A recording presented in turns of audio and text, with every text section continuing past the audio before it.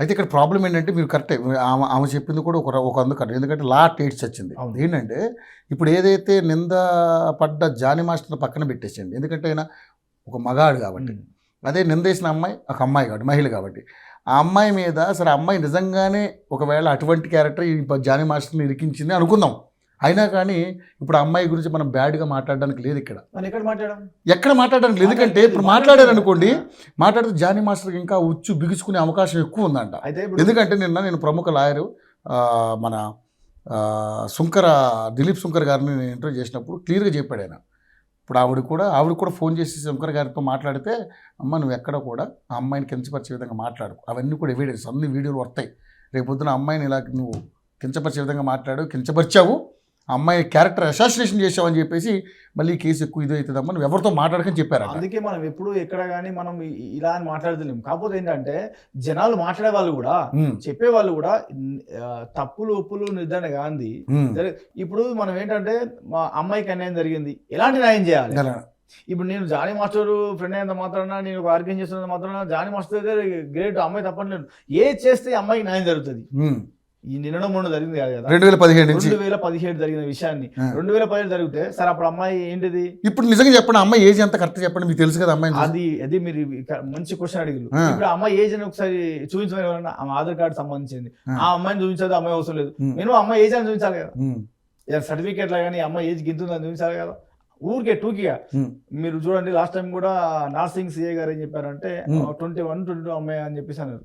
21 or 22 అని చెప్పేసి అంటుండ్రు. అసలు అమ్మాయి 21 ఉందా, 22 ఉందా, 24 ఉందా అని ఒక సర్టిఫై ఉంటుంది కదా, సర్టిఫికేట్ అది చూపించాలి కదా. 10th క్లాస్ సర్టిఫికేట్ చూస్తారు కానీ తెలియదు అమ్మాయి ఏజ్ ఏంటంటే, పాస్పోర్ట్ ఉంటుంది, 10th క్లాస్ ఉంటుంది, తెలుస్తుంది కదా. అదొకటి. ఇంకోటి ఏంటంటే నీకు 2018లో జరిగింది, 19 ముంబైలో జరిగిన విషయం. ఈ 18 వచ్చే అప్పుడు చిన్న వీళ్ళ మైనర్ 18 వచ్చాక మేజర్ అయింది కదా, అప్పుడు వచ్చి పట్టచ్చు కదా. ఇక్కడ క్వశ్చన్ ఒకటే, ఇన్ని సంవత్సరాలు ఏం చేశారు? ఈ 5 ఏళ్ళు ఏం చేశారు?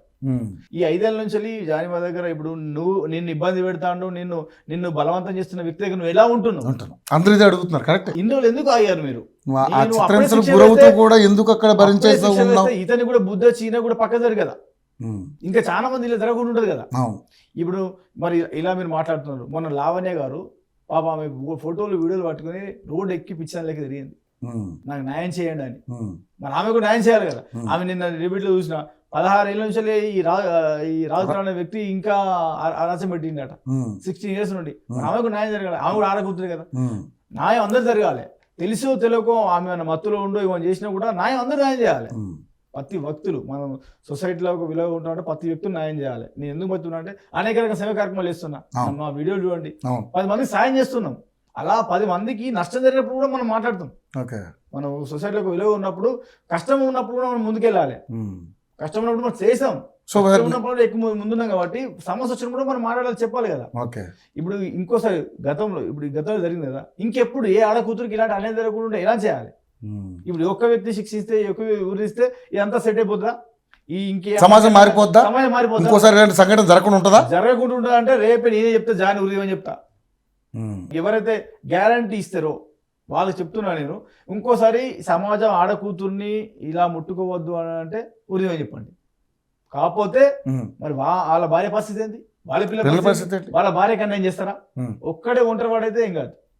సమాజంలో ఎన్ని సేవ కార్యక్రమాలు చేసిండు, ఇంత మంచి పనులు చేసిండు. మొన్న విజయవాడ వరదలు వచ్చినప్పుడు ఆ వీడియో ఇవాళ బయటికి రిలీజ్ చేశారు. పాపం ఆయన చేసిన సేవలు కూడా పాపం పెద్దగా చెప్పుకోలేకపోయాడు. నీళ్ళు వచ్చినాయి, బురదలలో ఆ వాటర్లలో దిగి ఇద్దరు భార్య భర్తలు అందరికి హెల్ప్ చేసారు, సహకారాలు ఇచ్చారు. ఇక్కడ ఇంకా నీకు ట్రావెలింగ్ ఛార్జీలో నీకు ట్రావెలింగ్ ఇబ్బంది ఉంటుంది, వెహికల్ పోతాడంటే ఫ్లైట్ వేసుకొని పోయి విజయవాడకి వెళ్ళి విజయవాడలో హెల్ప్ చేసిన వ్యక్తి. ఈ మాట్లాడే వాళ్ళు అందరూ కదా, కనీసం ఇంటి పక్కన కన్నా కనీసం వాటర్ వస్తారు వాళ్ళు. అది మన ఏంటంటే మనం ఒక మంచి పనులు చేసినప్పుడు మనం మాట్లాడేదాన్ని కూడా మనం ఉండాలని చెప్పేసి అంటున్నా. వాళ్ళు తప్పుగా మాట్లాడతారు, ఏదో విధానం లేదు. కాకపోతే ఇద్దరికి న్యాయం జరగాలని చెప్తున్నాం.